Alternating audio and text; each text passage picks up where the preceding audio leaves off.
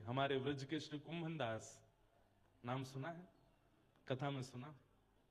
श्री कुंभन दास जी अपनी पत्नी के साथ पहली बार श्रीमद वल्लभाचार्य जी के दर्शन करने के लिए गिरिराज जी गए। सब लोग ध्यान से सुनो। महाप्रभु श्री वल्लभाचार्य जी से शरणागति लेने के लिए गए, ब्रह्म संबंध लेने के लिए गए हैं। और जैसे ही महाप्रभु श्री वल्लभाचार्य जी का दर्शन किया, श्री चतुर्भुज दास, श्री कुंभन दास जी देख करके इतने आनंदित हो गए, चरणों में प्रणाम किया। प्रणाम करके महाप्रभु जी ने तुरंत दोनों की ओर देख करके कहा, पति पत्नी दोनों दंपति थे, क्या इच्छा है मन में? बंधुओं, कभी अगर संत जन, कभी भक्त जन, कभी भजनानंदी महात्मा आपके प्रणाम को स्वीकार करके या आपको देख करके ये कह दे क्या इच्छा है, तो कहीं ना कहीं अपने ऊपर प्रश्न चिन्ह उठाना, शायद मेरे अंदर कामनाएं बहुत हैं इसलिए उन्होंने ऐसा कहा। क्या इच्छा है मन में? कुंभन दास जी तो रोने लगे कि मैं इतनी इच्छाओं से युक्त हूं कि मुझे देखते ही कुछ बात नहीं करी। ये बोलने लगे कि क्या इच्छा है मन में बताओ। कुंभन दास जी तो हाथ जोड़ करके रुदन करने लगे। पत्नी उनकी ज्यादा भक्त नहीं थी, लेकिन बड़ी अच्छी थी, बुरी नहीं थी पर भक्त नहीं थी, सीधी सादी थी। कुंभन दास जी के कोई संतान नहीं थी, तो पत्नी ने जैसे सुना कि महात्मा कह रहे हैं क्या इच्छा है, तुरंत बोल पड़ी, संतान की कामना है, संतान नहीं है जीवन में, एक संतान हो जाए ऐसी कृपा कर दो। महाप्रभु जी वल्लभाचार्य जी हंसने लगे, बोले एक नहीं 7 होंगे, एक नहीं 7 होंगे। लेकिन ये बात सुनकर के कुंभन दास जी बड़े दुखी हो गए। अपनी पत्नी से कहने लगे, तुमने क्यों मांगा? अरे आचार्य चरण ने यदि इच्छा प्रकट करके कह भी दिया कि क्या इच्छा है मन में, तो कहीं ये क्यों नहीं मांगा कि गिरधर जीवन में आ जाए? ये क्यों नहीं मांगा कि नाथ मुझे प्राप्त हो जाए? ये क्यों नहीं मांगा कि ठाकुर जी जीवन को स्वीकार कर ले, हमें स्वीकार कर ले? ये तुमने मांगा भी तो संसार। पत्नी बेचारी भोली भाली, उसने कह दिया, अलमो तो इतना ही आवे, जीवन में दंपति हैं, पुत्र नहीं है, पुत्री नहीं है, तो मैंने मांग लियो। और कौन सा उनने एक ही वरदान की कही है? दोनों ने कही, दोनों के मन में कहा है, मैंने अपनो मांग लियो, तुम अपनो मांग लो।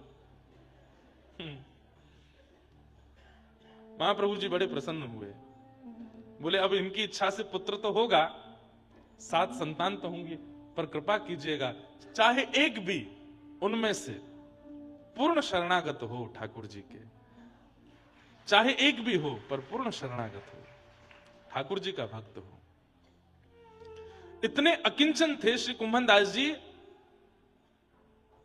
7 पुत्र हुए उनके, लेकिन कोई पूछता, कुंभन दास जी कितने बालक हैं आपके? तो कहते 1.5 बालक है मेरे। बोले एक पूरा बालक है। क्यों?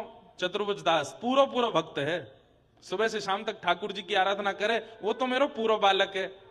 और एक आधो बालक है। बोले क्यों? बोले मंदिर ना जावे, कथा वथा नहीं सुने, पर गौ सेवा करे, हमारे आधो बालक है।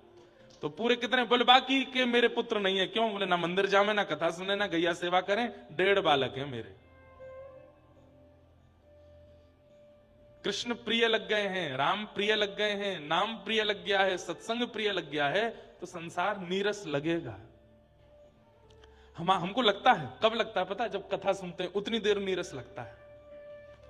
और जैसे ही कथा में एक बचता है, कहां है भंडारा, कहां बनो है आज, कहां मिलेगो, 7 दिन तक तो यही लगता रहेगा कि 7वां दिन नहीं आवे, कथा पूरी नहीं होवे, लेकिन 7वां दिन आते ही लगेगा चलें भैया वापस घर। हाँ भाई बेटा, 7 दिन के लिए दुकान तुम्हारे भरोसे छोड़ के गए, कितनी कमाई करी बताओ। आपकी स्थिति पर मैं आपको डांट रहा हूं नहीं, मैं अपने ऊपर भी कह रहा हूं, हम भी ऐसे ही हैं। हाँ, पर बहुत कथाएं कर करके थोड़े थोड़े कभी कभी बहुत ज्यादा नीरसता आ जाती है संसार के प्रति। लेकिन अभी अच्छे से ठाकुर जी प्रिय लगे नहीं है, इसलिए संसार की बहुत विषय स्थिति प्रिय लग रही है। पर राम जी से तुलसीदास जी तो हट करके कह रहे हैं कि जिस राम नाम को गाकर के सबने आपके चरणों की प्राप्ति कर ली, बस वही मुझे दीजिए और कुछ नहीं चाहिए। एक बड़ी मधुर कथा है, मैं सुनाता हूं। एक तो आजकल ऐसा है कि हम कोई भी नई लीला कथा कुछ सुना देते हैं, वो इतनी ज्यादा सब सुन लेते हैं कि फिर कथा में हमको लगती है सुनी भैया, इसको क्या सुनाए दोबारा। हमको आप लोगों ने ऐसा बांध दिया, हमको हर दिन पढ़ना पड़ता कुछ नया सुनाए, क्योंकि पूर्व की सुनी नहीं होगी। श्रीनाथ जी के मन में आई कि मैं चोरी करूंगा, फिर से चोरी करूंगा। 5000 वर्ष पहले ठाकुर जी ने चोरी करी थी ब्रजमंडल में, लेकिन वही ठाकुर जी जब 500 वर्ष पहले गिरिराज जी से श्रीनाथ जी के रूप में प्रकट भये और श्री गिरिराज जी के ऊपर विराजमान हो गए, तो सब दर्शनार्थी आते थे श्रीनाथ जी का दर्शन करने के लिए। लेकिन एक ब्रज की बड़ी भोली भारी गोपी आती और वो कहीं कथा सुन के गई। मैंने कहा ना कल भी, भोले भालों को ही मिलेंगे ठाकुर जी, चतुरों को नहीं मिलते ठाकुर जी। तो एक भोली भाली गोपी वो कहीं कथा सुनने गई, तो कथा में उसने क्या सुना कि व्रज की गोपियां अब मक्खन ही इसीलिए निकालती हैं कि कृष्ण चुराने आवे। वो जानबूझ करके मक्खन को ऐसे छीके पर टांगती हैं कि कृष्ण को हाथ पहुंच जाए और वो चोरी करके जाए।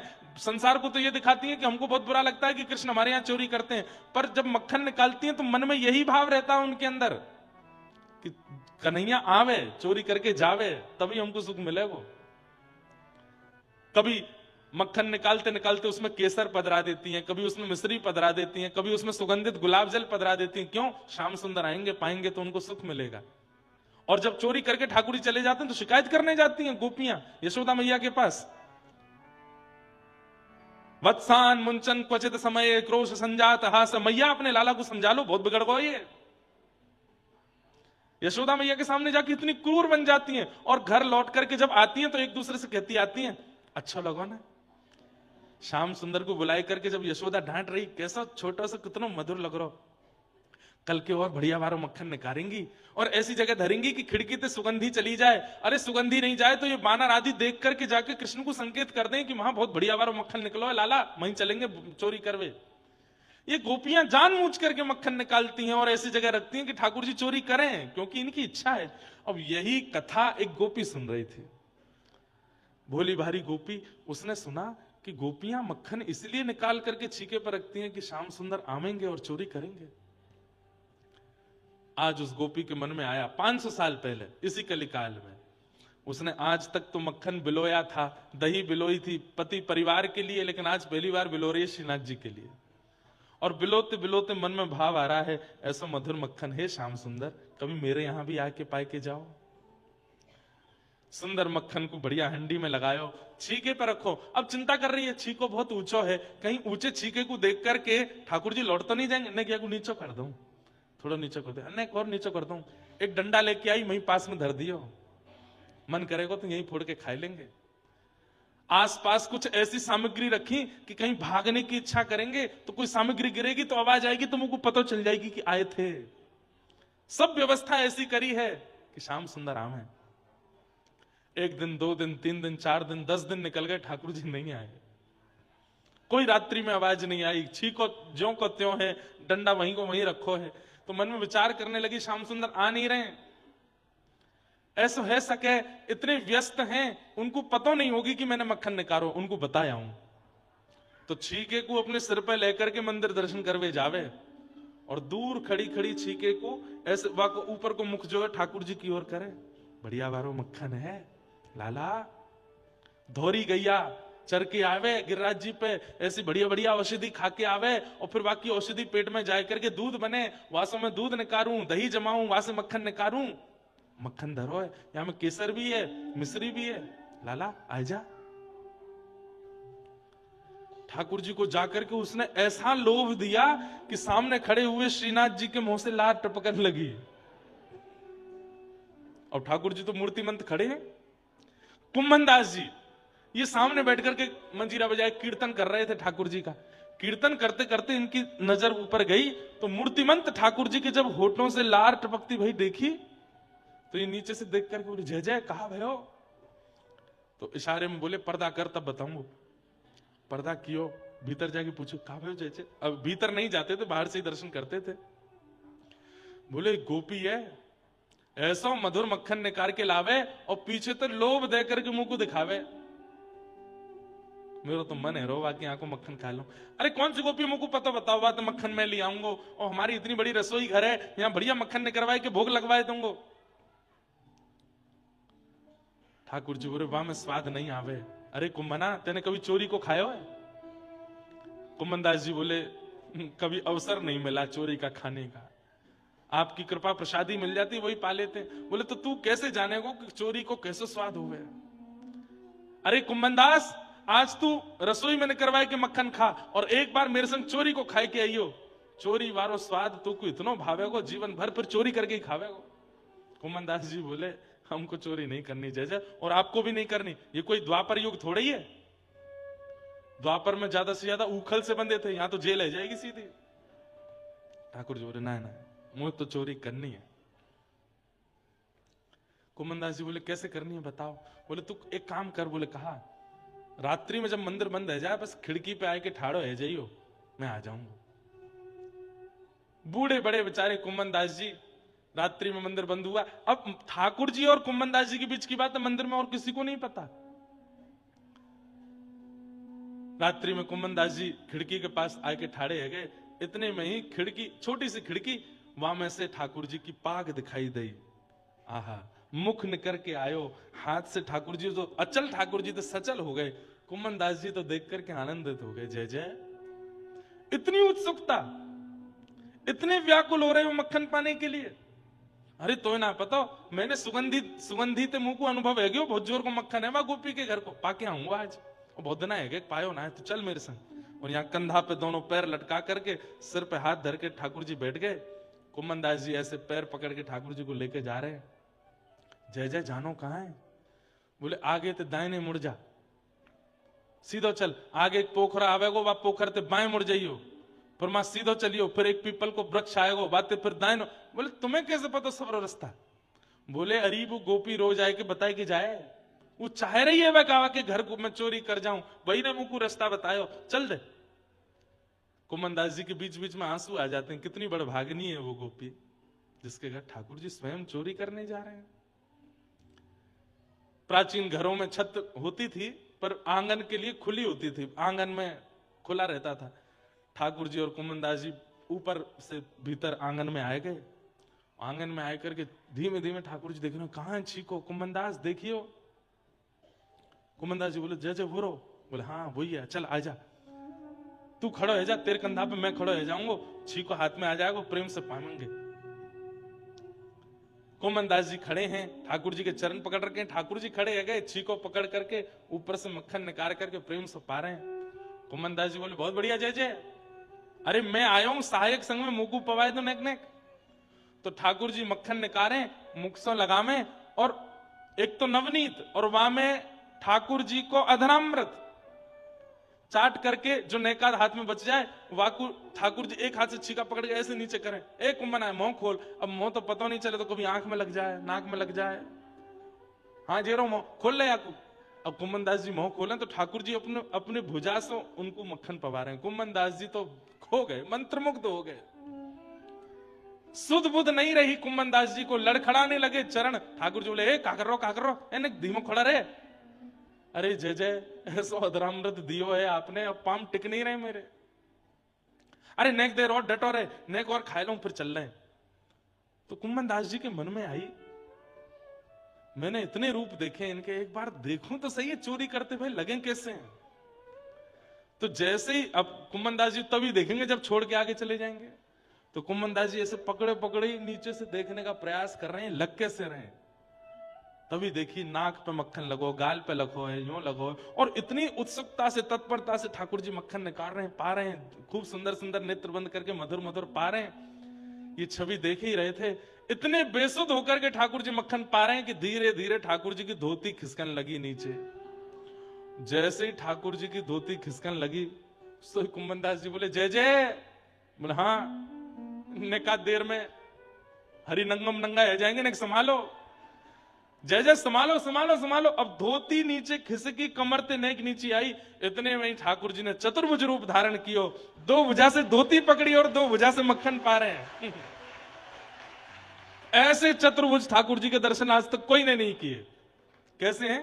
दो भुजा से धोती पकड़ रखी है और दो भुजा से छीको पकड़ के मक्खन खाना नहीं रोकूंगा चाहे धोती उतर जाए। कुंभनदास जी के नेत्र सजल हो गए और जैसे ही उस छवि को देखा, एक तो अधरामृत मुख में चला गया तो वैसे ही पाम नहीं ठहर रहे थे। अब चतुर्भुज रूप में ठाकुर जी की ऐसी लीला देखी, मक्खन के प्रति तत्परता देखी, और ऐसे धोती पकड़ के ठाकुर जी, तो कुम्मन दास जी तो बेसुध हो गए, और जैसे ही बेसुध होकर के लड़खड़ाए, ठाकुर जी बोले कहां कर रहे हो, कहां कर रहे हो, ए कुम्मना ने, एक संभाल संभाल संभाल। इतने में तो ठाकुर जी हिले और छीके से मटकी नीचे गिरी, जोड़ते फूटी आवाज भाई, पूरे घर के लोग उठ गए, चोर चोर चोर चोर चोर चोर। ठाकुर जी बोले भाजो यहां से भैया, कल युग है, यहां अगर मैं चोरी करता पकड़ोगे तो बहुत बुरा हो जाएगा। ठाकुर जी तो तुरंत उछल कूद करके छत के लांग करके भाज गए। कुम्मन दास जी यूं ही खड़े हैं। क्या छवि, मुख पे मक्खन लगो है, नाक पे मक्खन लगो, आंख पे मक्खन लगो है, और बस यूं ही ठाड़े हैं। इतने में गोपी आई, माने लालटेन जलाई, बोले अरे बाबा मोड़ा, तो शर्म नहीं आई है, इतने बुढ़ापे में चोरी कर भी आया हो यहाँ पे।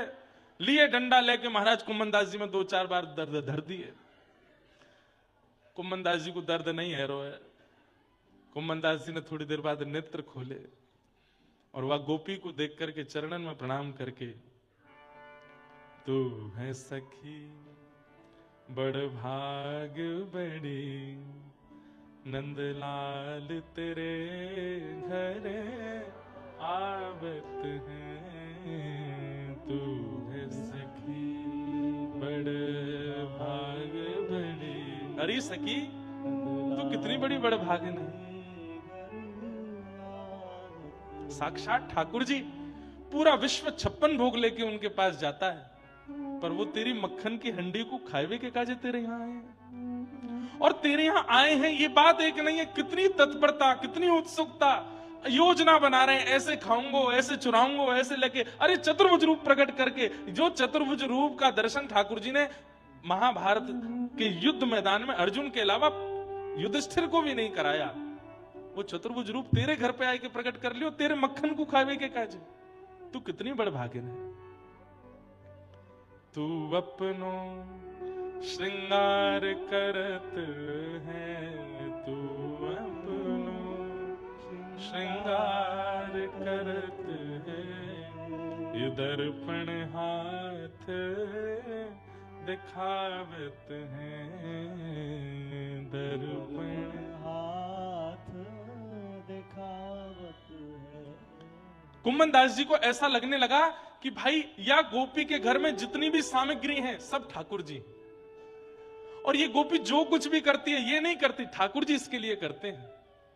तू है सखी बड़ भाग बड़ी, नंदलाल तेरे घर आवत है। तू है सखी बड़ भाग बड़ी, नंदलाल तेरे घर आवत है। निज कर गूथ सुमन के गजरा, निज कर गूथ सुमन के गजरा, ये अपने ही हाथ पहरावत है, अपने हाथ पहरावत है। कुंभन दास लाल गिरधर के, कुंभन दास लाल गिरधर, ये तो तेरे ही हाथ बिकावत है, तेरे ही हाथ। कुम्मन दास जी कह रहे हैं ऐसे प्रेमी भक्त अगर ठाकुर जी को पकड़ करके कहीं बेकऊ आएंगे ना, ठाकुर जी बिक भी जाएंगे। बोले तू जैसे चाहेगा वैसे धर ले लूंगा भैया, रहूंगा तेरे सुख में, रहूंगा तेरे आनंद में, रहूंगा तेरे उत्साह में। कुम्मन दास जी तो गोपी के पांव छू रहे हैं, गोपी ले लेकर के डंडा मारे हैं, बाबा तो शर्म ना आई है, बुढ़ापे में चोरी कर भी आयो। कुम्मन दास जी कह रहे तो को कहा बताऊं, मैं नहीं आयो, मुंह को लायो गयो यहाँ पे, कौन लेके आयो, तू मानेगी नहीं कौन लेके आयो। बोले नहीं नहीं बताओ कौन लेके आयो।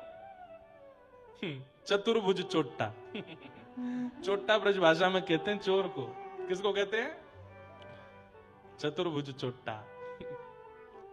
ठाकुर जी आए, अब वो गोपी तो मान ही नहीं पा रही है।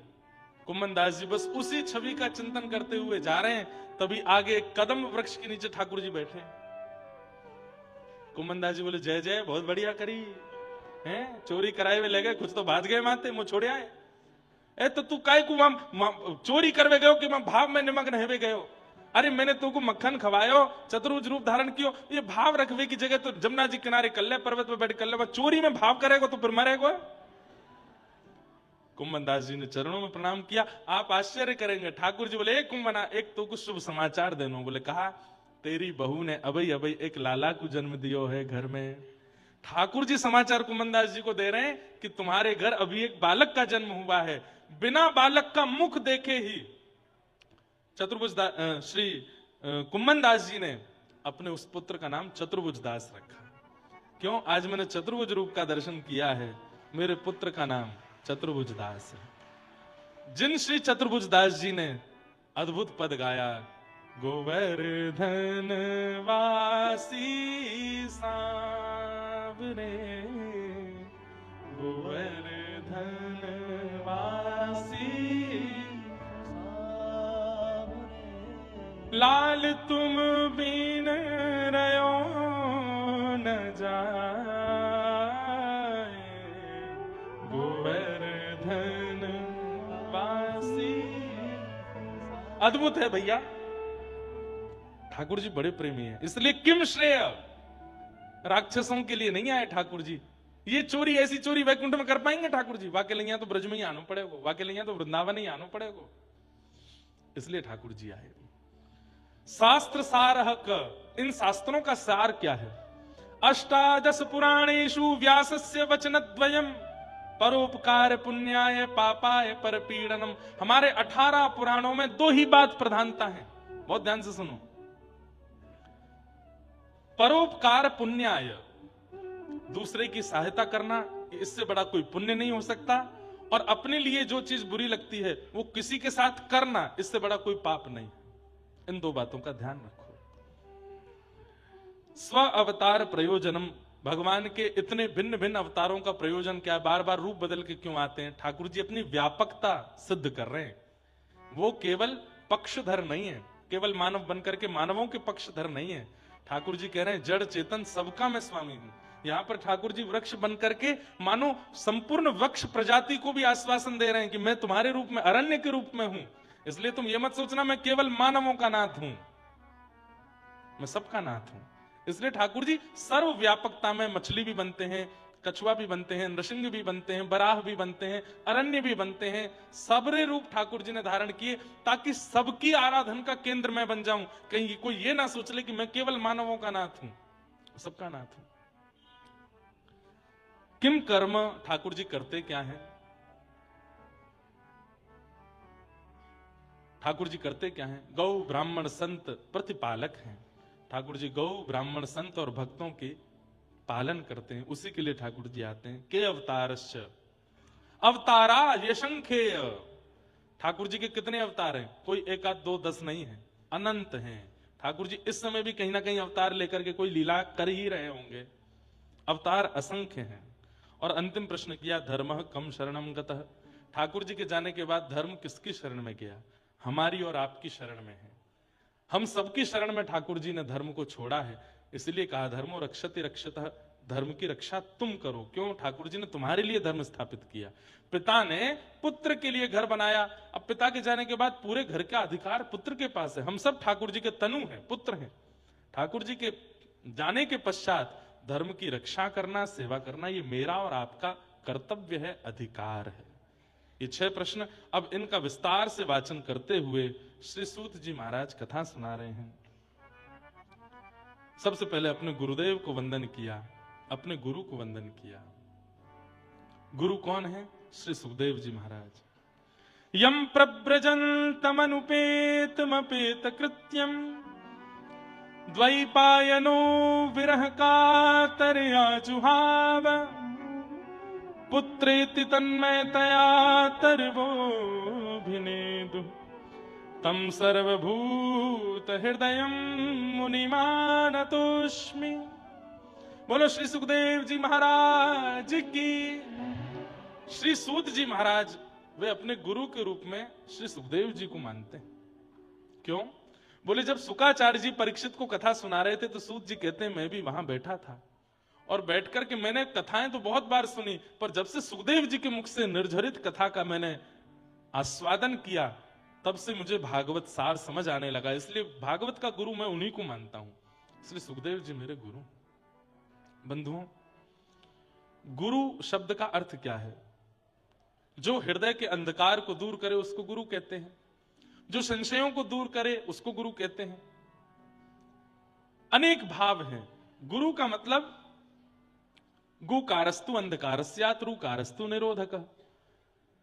पर केवल प्रवचन नहीं, गुरु का उपस्थित होने मात्र से हृदय के जो संशय थे दूर ही हो गए। प्रश्न बहुत लेके गए पर गुरु का रूप देखते ही भूल गए क्या पूछना है। नैमिषारण्य में अरण्य के रूप में भगवान है। देखो, हमारे रामानुज परंपरा के अनुसार 8 वैकुंठ हैं पृथ्वी पर। मैंने पहले दिन भी कथा में कहा था 8 वैकुंठ हैं, और उन 8 वैकुंठों में 4 वैकुंठ हमारे उत्तर भारत में हैं। 8 भू वैकुंठों के 4 भू वैकुंठ उत्तर भारत में श्री बद्रीनाथ, मुक्तिनाथ, पुष्कर राज और श्री नैमिषारण्य। और इन चारों उत्तर भारत के भू वैकुंठों में ठाकुर जी का दर्शन बड़ा विलक्षण है। प्रकृति के रूप में ठाकुर जी, बहुत ध्यान से सुनिए। बद्रीनाथ में पर्वत भगवान का स्वरूप है, नर नारायण भगवान। पर्वताक का वहां पर जो बद्री विशाल भगवान का आप लोग मंदिर में दर्शन करने जाते हैं, वो तो बद्रीनाथ भगवान है ही, पर वहां पर मूल दर्शन जो है, विशेष दर्शन जो है, वो पर्वत का है, नारायण। तो वहां पर्वत के रूप में भगवान विराजमान है।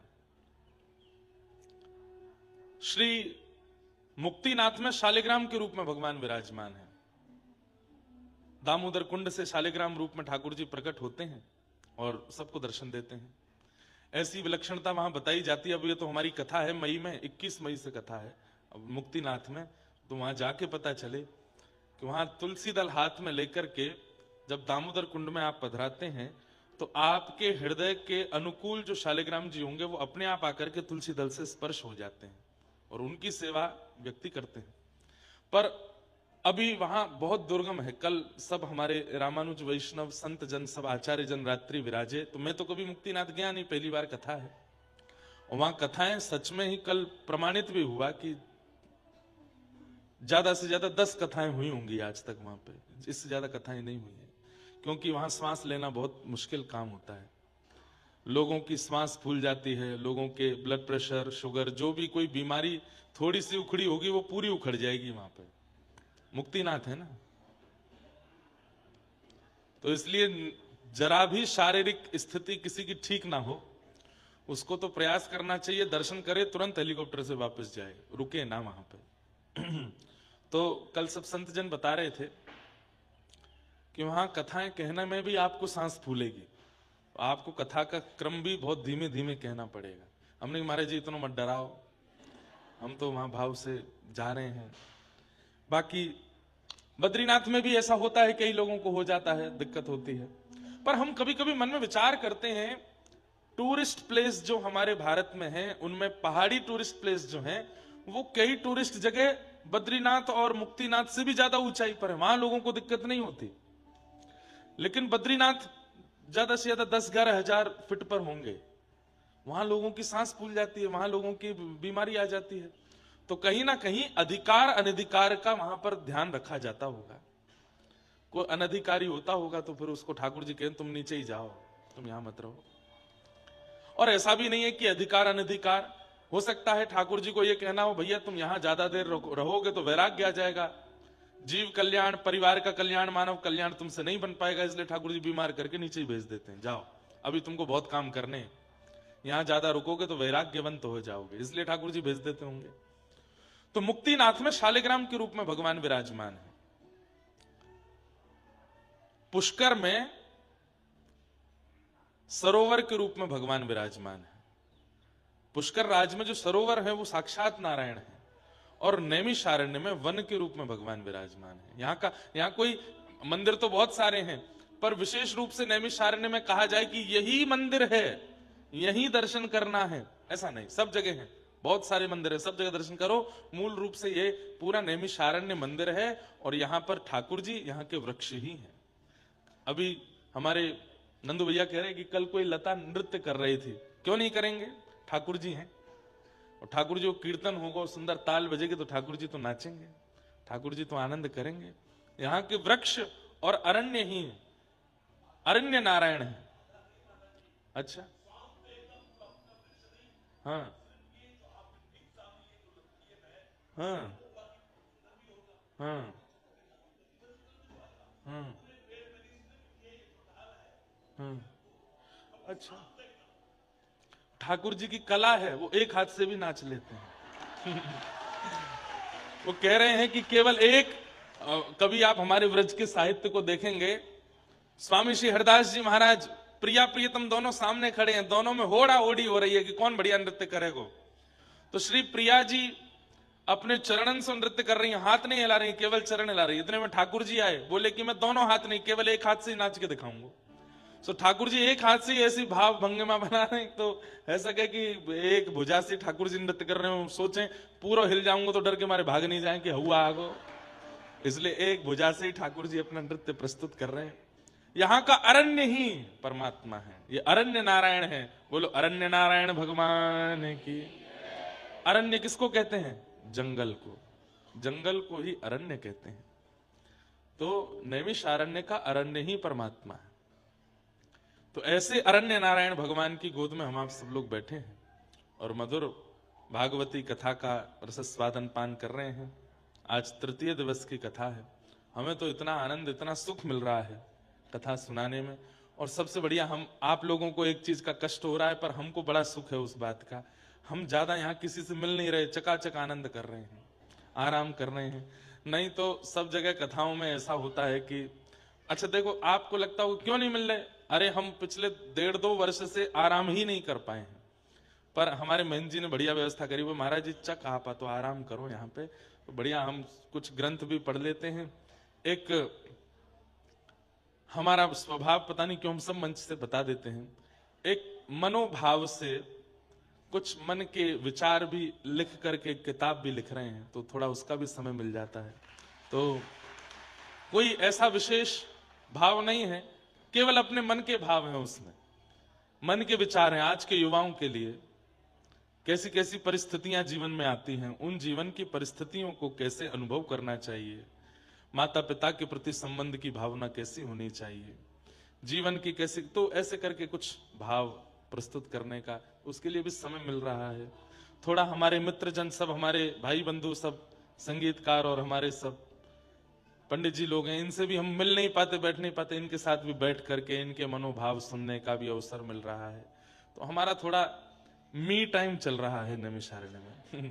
तो इसलिए हमको आनंद आ रहा है। दूसरा, यहाँ ज्यादा भीड़ आ नहीं पा रही, लोग बागों को अब आने में भी थोड़ी लग रहा होगा, बहुत दूर है, जैसा भी है, तो हम थोड़े सुख में हैं यहाँ पे आज, और थोड़े से अवकाश में रहेंगे, कल मिलेंगे फिर सबसे।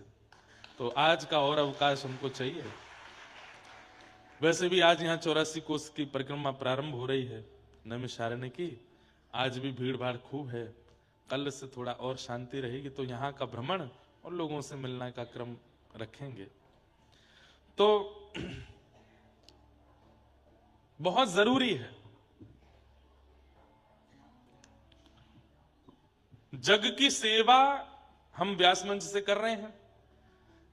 3 बातों का ध्यान रखिएगा जीवन में, भक्ति के पथ पर 3 चीजों का विशेष ध्यान रखो। जग की सेवा, खोज अपनी प्रीत हरि से कीजिए। ये 3 बातें आपके चित्त में हुए तो आप भक्ति पथिक हो। सबसे पहले जग की सेवा, तो व्यासपीठ से हम जग की सेवा कर ले रहे हैं, पर दूसरा काम हमसे नहीं हो पा रहा था, खोज अपनी, वो एकांत में ही होता है।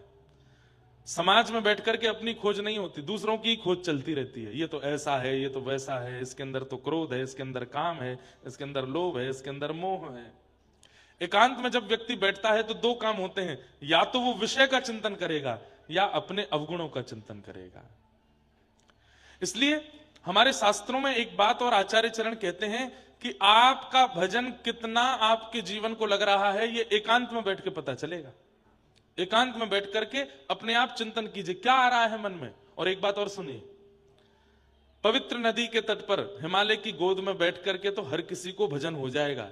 अपने घर के कमरे में बैठ करके, बिस्तर पर बैठ करके अकेले बैठ के चिंतन करो। वहां यदि विषय चिंतन हो रहा है तो इसका मतलब आपका भजन उचित नहीं है। एकांत में स्वयं से पूछिए, क्या आता है मन में भाव, किसके प्रति क्रोध, किसके प्रति काम, किसके प्रति इच्छा, ईर्ष्या, लोभ, ये सब यदि एकांत में उत्पन्न हो रहा है तो इसका मतलब भजन नहीं है आपका। तो जग की सेवा खोज अपनी प्रीत हरि से कीजिए, जिंदगी का राज है यह जानकर जी लीजिए, जिंदगानी का खिला मधुवन किसी का है दिया, मैं नहीं मेरा नहीं यह तन किसी का है दिया। बहुत सुंदर पद है, पूज्य पिताजी महाराज अपनी कथा में गाते हैं। मैं नहीं मेरा नहीं यह तन किसी का है दिया, जो भी अपने पास है यह धन किसी का है दिया, देने वाले ने दिया वह भी दिया किस शान से। देने वाला हमेशा देने में कुछ ना कुछ कंजूसी जरूर करेगा, लेकिन ठाकुर जी ने देने में बिल्कुल कंजूसी नहीं करी। देने वाले ने दिया वह भी दिया किस शान से। देने वाला कैसे देता है? व्यक्ति 50,000 की गड्डी भी देता है तो फटे पुराने नोटों को बीच में डाल देता है, ताकि एक तरफ से गिनेगा तो फटे नोट बीच के उसको पता नहीं चलेगा। बैंक में भी दे आते हैं ऐसे, इतने चतुर हैं हम लोग। और चलिए नोट गड्डी नहीं भी दे रहे और कुछ भी देते हैं तो उसमें भी हमको ब्याज की इच्छा होती है, और किसी किसी को ब्याज की इच्छा भी नहीं है, फटे पुराने नोट भी नहीं दिए तो उसको ये इच्छा रहती है कि ये जब इस वस्तु का इस्तेमाल करे तो ये बात कोट करके कहे कि मैंने दिया है। मुंह फुलाए बैठ गए पीछे, इधर देखो, यहां देखो, वहां नहीं देखो, इधर देखो, कथा सुनो ध्यान से। क्या है गो भैया, कौन रो रहा है? यहां देखो, इधर देखो, कथा सुनो आप लोग भाव से। ठाकुर जी कृपा है, कोई ठाकुर जी की स्मृति में रो रहे होंगे। तो मैं क्या बता रहा था, क्या बता रहा था मैं? हाँ, ये होता है हमारे साथ, हमारा प्रवाह रुक जाए तो फिर हमको खोजना पड़ता है कहां था मैं। हाँ, तो कई लोग कैसे होते हैं, वो वस्तु देने के बाद में वो यही चाहते हैं कि ये सदा इस बात का ऋणी रहे कि मैंने दिया है, लेकिन ठाकुर जी नहीं। देने वाले ने दिया वह भी दिया किस शान से। एक आंख से भी दिखाई देता है हमको, लेकिन दो दी ठाकुर जी ने। एक कान से भी सुनाई देता है, लेकिन दो दिए। एक हाथ से ही कर्म करते हैं हम, दो दिए। एक पैर से भी चला जा सकता है उछल उछल कर, दो दे दिए। सब कुछ ठाकुर जी ने भरपूर दिया। आप कभी अपने जीवन पर चिंतन करके देखिए पॉजिटिविटी से, तो आपको लगेगा कि ठाकुर जी ने सब तो दिया, कुछ भी तो नहीं छोड़ा। फिर भी हमारी शिकायतें कभी खत्म नहीं हुई। देने वाले ने दिया वह भी दिया किस शान से, मेरा है यह लेने वाला कह उठा अभिमान से, मैं मेरा यह कहने वाला मन किसी का है दिया, मैं नहीं मेरा नहीं यह तन किसी का है दिया।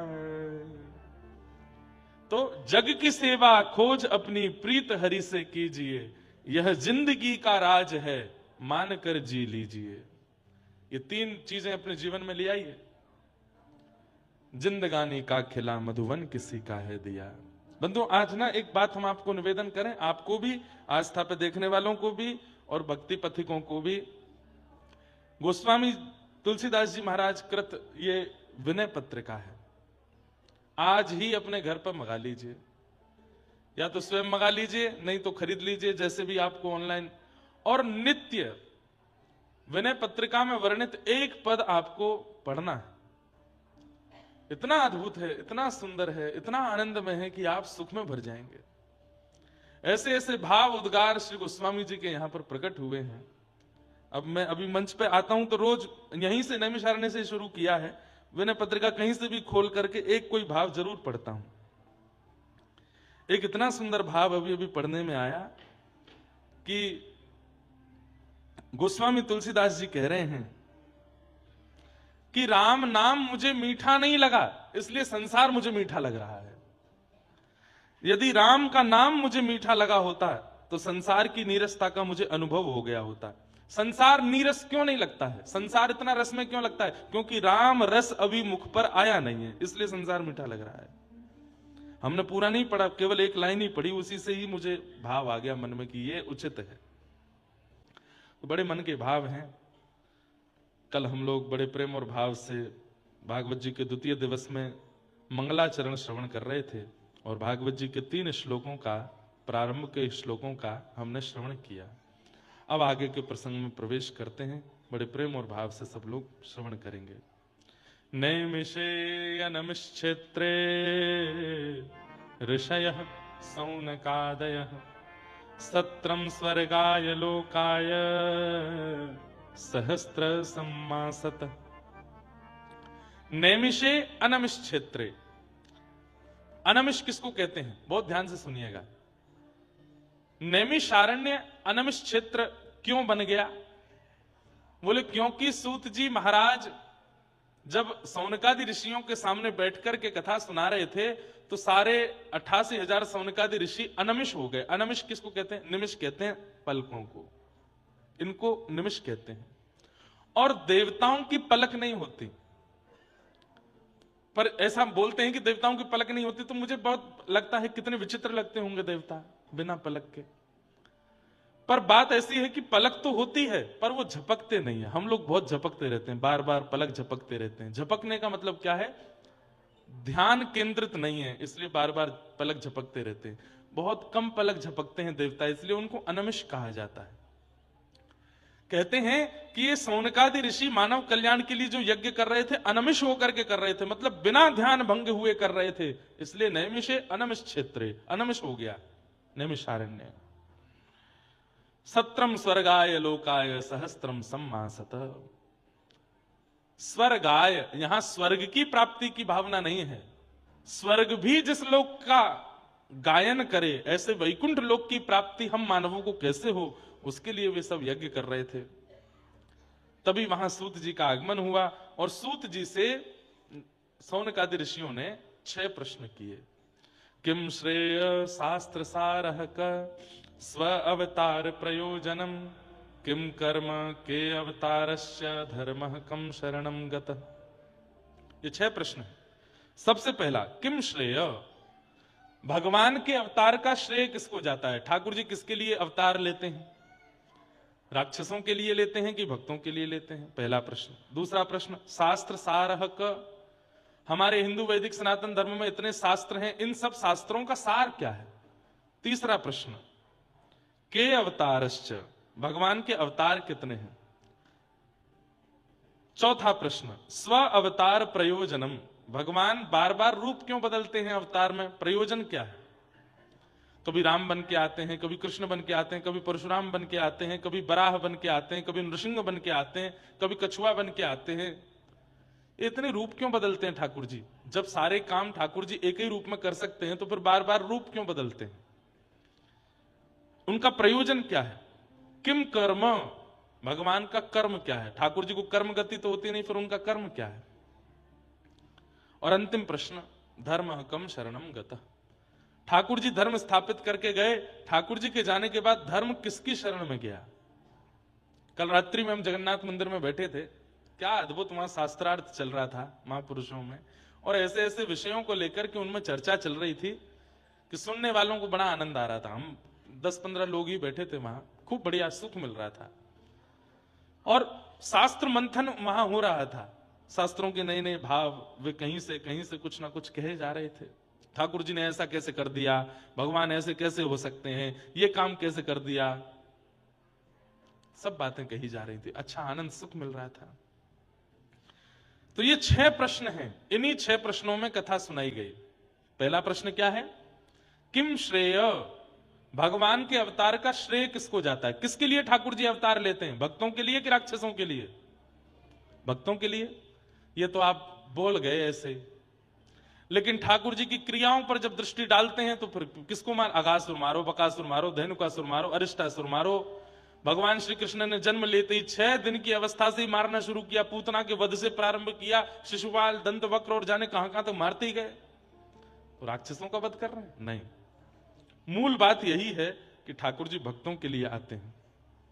राक्षसों का वध वैकुंठ में बैठ करके भी किया जा सकता है, पर सबरी के बेर वैकुंठ में बैठ के नहीं खाए जा सकते। उसके लिए तो आना पड़ेगा। राक्षसों पर कृपा, ये तो ठाकुर जी वैकुंठ में बैठे बैठे भ्रगुटी टेढ़ी कर करके भी कर सकते हैं, लेकिन गोपियों के घर के मक्खन को वैकुंठ से कैसे चुराएंगे? उसके लिए तो आना पड़ेगा।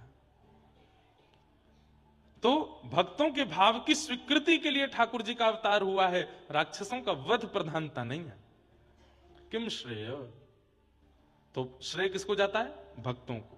भक्तों के लिए ठाकुर जी आते हैं।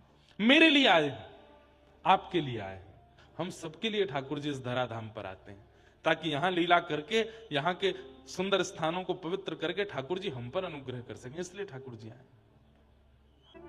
तेरी शरण में आके मैं धन्य हो गया,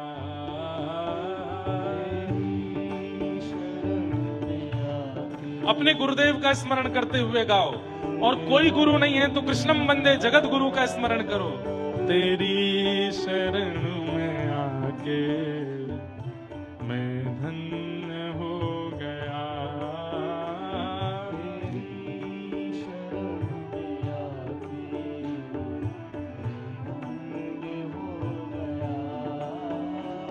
जन्मों की प्यास थी जो,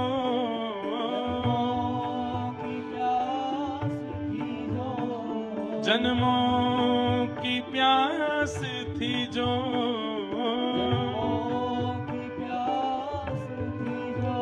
संपन्न हो गया। तेरी शरण में आके मैं धन्य हो गया।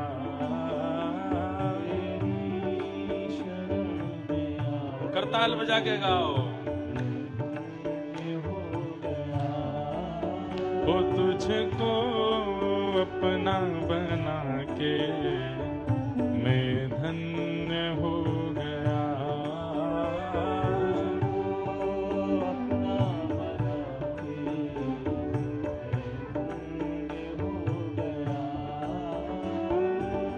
करना कभी ना दूर प्रभु चरणों से आप हो,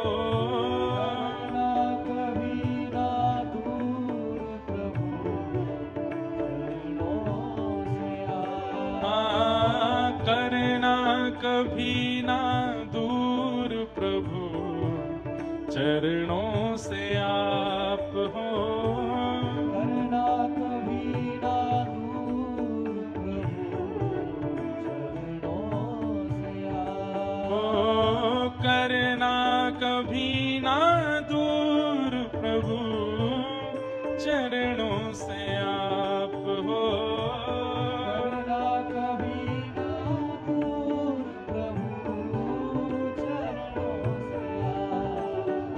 चरणों के ही सहारे, चरणों के ही सहारे, चरणों के ही सहारे, चरणों के ही सहारे मैं भव पार हो गया।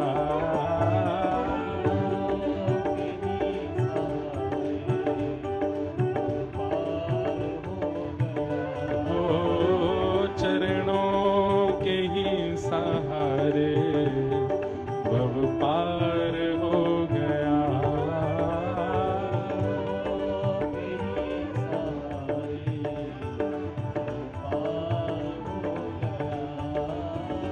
जन्मों की प्यास थी जो,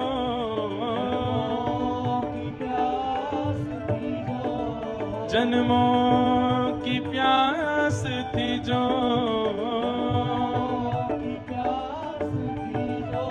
संपन्न हो गया, तेरी शरण में आके मैं धन्य हो गया।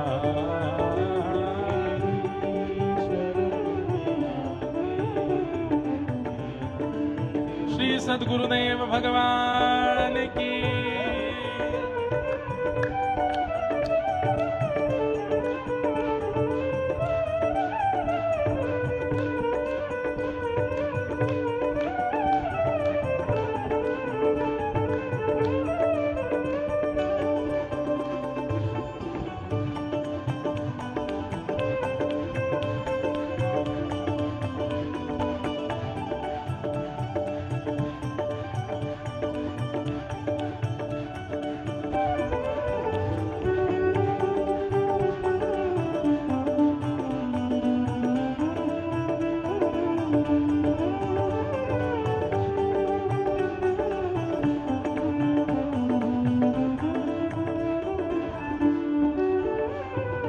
कितने मिले अमीर यहाँ, कितने गरीब हो।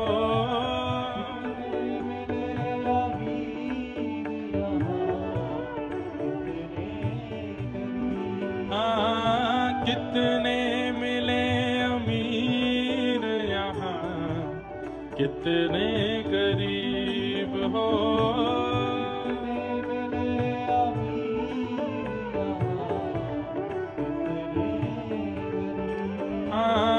कितने मिले अमीर यहाँ, कितने गरीब हो।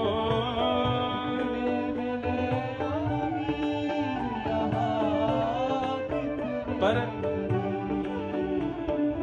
हे मेरे सद्गुरुदेव भगवान,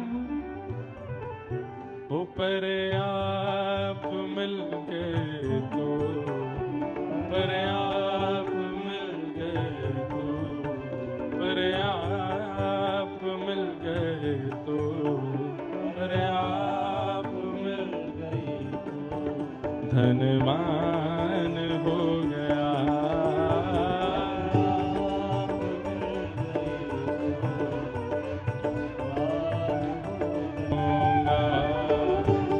जहाँ ले चलोगे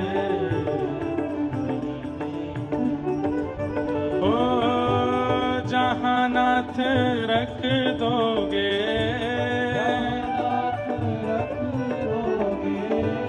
जहाँ नाथ रख दोगे,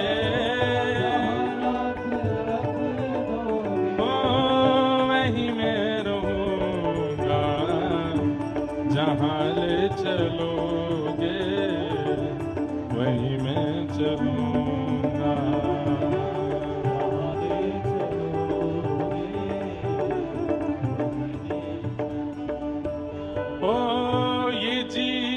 समर्पित चरण में तुम्हारे, तुम ही मेरे सर्वस्व, तुम ही प्राण प्यारे। ये जीवन समर्पित चरण में तुम्हारे, तुम ही मेरे सर्वस्व। आप लोग करताल क्यों नहीं बजाते हो? देखो, हमारे श्री नामदेव जी महाराज कहते हैं, महाराष्ट्र के रसिक संत की, कीर्तन में ना गाना और करताल बजाए बिना बैठे रहना ये अपराध है। तो बोले जितने आपके संचित पाप जो नष्ट हो गए कथा में आने से, वो सब मौका ढूंढते रहते हैं बाहर कि हम इस पर दोबारा चढ़ें। तो बोले जब कीर्तन होता है और करताल नहीं बजाते हैं तो वो आ जाते हैं दोबारा। ये जीवन समर्पित चरण में तुम्हारे, तुम ही मेरे सर्वस्व, तुम ही प्राण प्यारे। ये जीवन समर्पित चरण में तुम्हारे, तुम ही मेरे सर्वस्व, तुम ही प्राण छोड़ कर नाथ,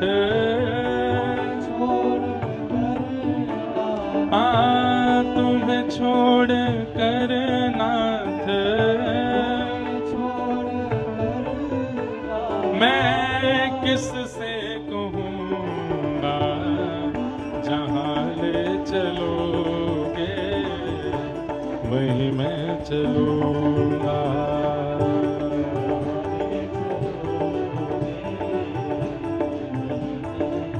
राधे राधे गोविंद गोविंद राधे, हे भजो राधे राधे गोविंद गोविंद राधे, गोविंद राधे गोपाल राधे,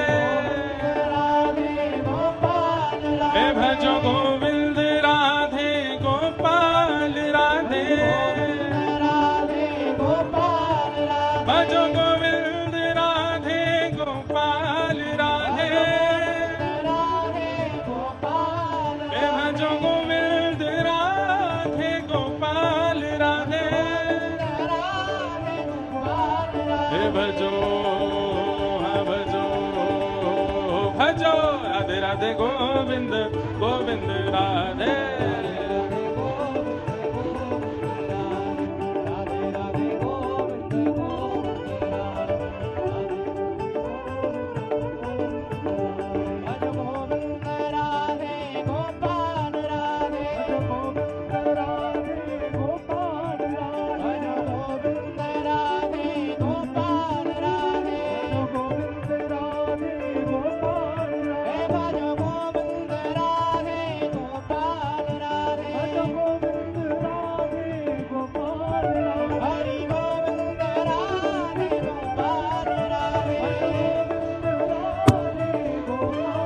भजो हाँ भजो भजो राधे राधे गोविंद गोविंद राधे,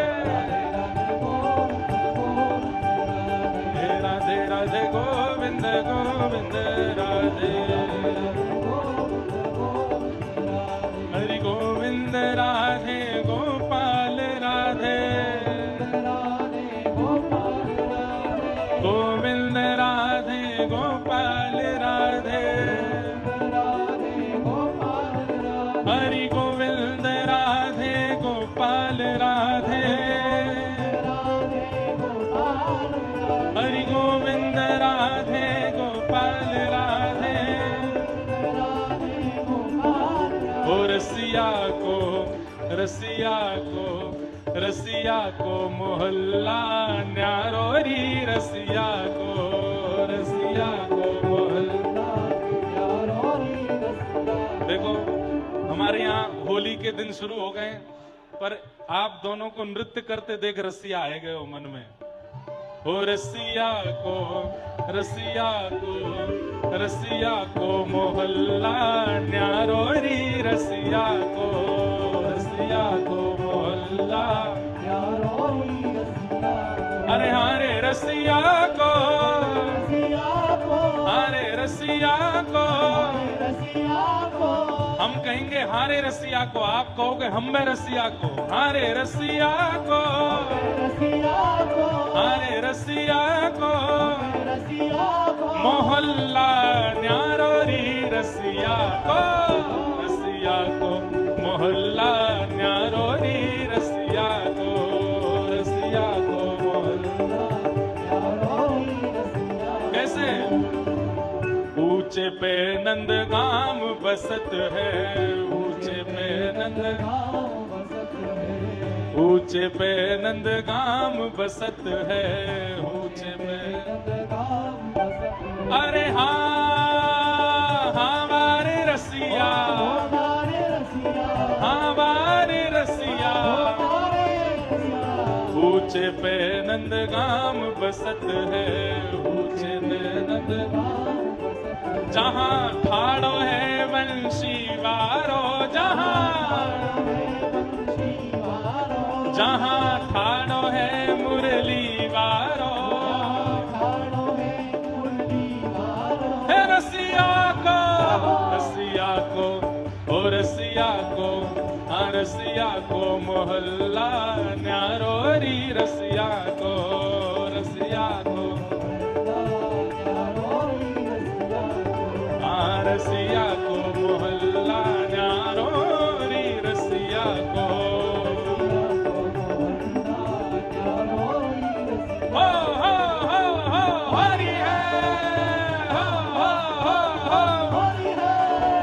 अरे नंदगाम के कुंवर कन्हैया बरसाने की छोरी है नंदगाम के कुंवर कन्हैया बरसाने की छोरी है हो हरी है रसिया को मोहल्ला न्यारो री रसिया को और अरे बरसाने या की भई है सगाई बरसाने या की बरसाने या की भई है सगाई बरसाने या की अरे हाँ वारे रसिया हाँ प्यारे रसिया बरसाने या की भई है सगाई बरसाने या की ये तो श्यामा को है घरवारो ये तो श्यामा को है ये तो राधा को है घरवारो ये तो ओ रसिया को मोहल्ला न्यारो री रसिया को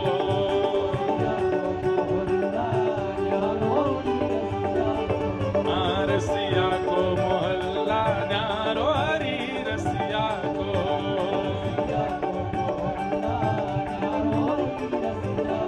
अरे हारे रसिया को अरे रसिया को अरे प्यारे रसिया को अरे भोरे रसिया को मोहल्ला न्यारो री रसिया को मोहल्ला न्यारो री रसिया को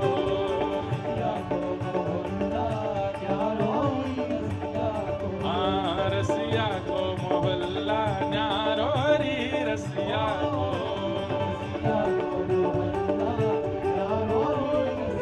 जो कान्हा मेरो काम न जाने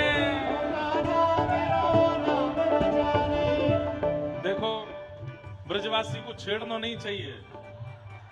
अब रसिया मैं तो सीधी सादी कथा कह रहा हूं गुरुदेव की वंदना कर रहा हूं पर गुरुदेव ऐसे रीझ गए बोले कि भैया होरी के दिना चलने ये पूरा अरण्य है हम तो आमे नंदगाम मोहल्ला थे ये ठाकुर जी को दूसरों नैमिषारण्य मोहल्ला है यहाँ के सब वृक्ष वल्लरी बोले भैया हम लोग ओ भैया देवता ने धीमो यहाँ के सब वृक्ष वल्लरी बोले कि भैया हमें केवल कथा सुना में वैराग्य करा में कोई हमें रंग ही नहीं लगावे कोई रसिया गावे ही ना यहाँ आकर के तो हमने की नहीं रसिया तो गाए दे हो जो कान्हा मेरो गाम न जाने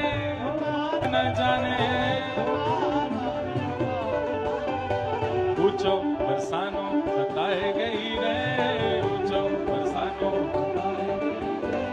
पूछो बरसानो बताए गई रे पूछो बरसानो कौन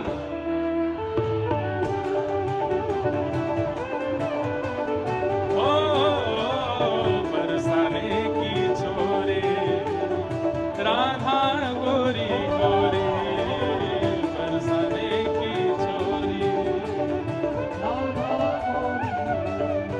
वो करके इशारों बुलाए गई रे करके इशारों हाँ करके इशारों बुलाए गई रे करके इशारों कौन बरसाने की छोरी राधा गोरी गोरी बरसाने की छोरी बोल होरी के रसिया